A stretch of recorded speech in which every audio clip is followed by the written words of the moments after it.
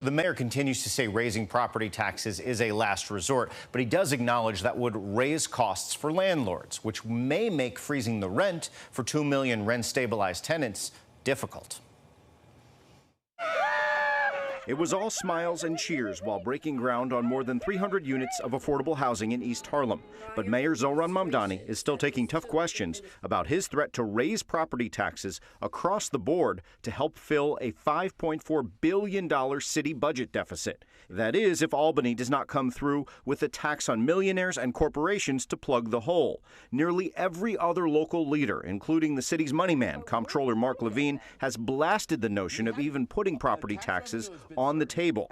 A brownstone owner in Park Slope pays a lot less than a brownstone owner in, say, East New York. So to add more taxes onto that unequal system is unacceptable. We should not be doing that. Any chance you're backing off on that potential of raising property taxes? So what we put forward was what we characterized as actions of last resort. What we will spend every day looking towards is working with Albany to increase taxes on the wealthiest and the most profitable corporations such that a fiscal crisis is not resolved on the backs of working and middle-class New Yorkers. Mamdani says reforming the property tax system in general is a priority. He continues to blame mismanagement by former Mayor Eric Adams, saying he under-budgeted by up to $14 billion. But regardless of how we got here, the potential of raising property taxes could complicate Mamdani's hope to freeze the rent for rent-stabilized New Yorkers.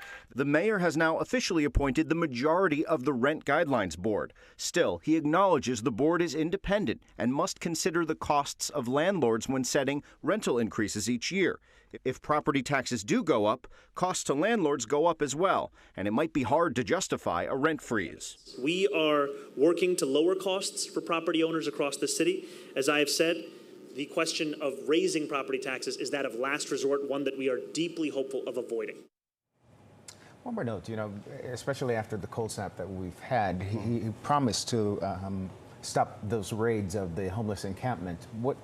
Where does he stand on that right now? Yeah, so this was talked about a lot right before he took office, and there was some concern about his promise to end homeless encampment sweeps. Well, he's not exactly keeping that promise. I want you to think of this as kindler, gentler homeless encampment sweeps, as opposed to what Mayor Adams did. Mayor Adams led with the police and sanitation department, and Mayor Mamdani, after saying he wouldn't do sweeps at all, is now going to do sweeps, but leading with Department of Homeless Service outreach workers. They'll come back day after day after day, so this won't be a harsh effort, but they'll offer this service one day, this service another day. They're really going to try to put a concentrated effort into placing people. But at the end of the day, he does say that people will end up being moved. This was influenced by the recent cold snap that you mentioned, because he said a lot of people came indoors and got offered service for the first time and actually found options that they found acceptable. So he's trying to continue that momentum. Homeless advocates, though, are frustrated with the mayor for betraying this hard promise not to do any sort of sweep at all.